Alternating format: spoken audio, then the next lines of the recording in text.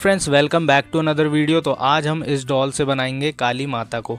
तो सबसे पहले यहाँ पर हम इसे कलर कर लेंगे और स्टेप बाय स्टेप आगे का मैं प्रोसेस आपको बताते जाऊँगा। अगर आप भी बनाना चाहते हो तो वीडियो को पूरा एंड तक ज़रूर देखना, और वीडियो पसंद आए तो वीडियो को लाइक शेयर कमेंट ज़रूर करना और हमारे चैनल को सब्सक्राइब ज़रूर कर लेना।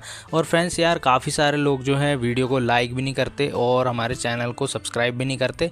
तो अगर आप मुझे सपोर्ट करोगे तो मुझे मोटिवेशन मिलेगा। तो प्लीज़ जो है मेरे चैनल को सब्सक्राइब ज़रूर कर लेना। तो आप करो अब इस वीडियो को एंजॉय, और अगर वीडियो पसंद आता है तो like share comment and subscribe.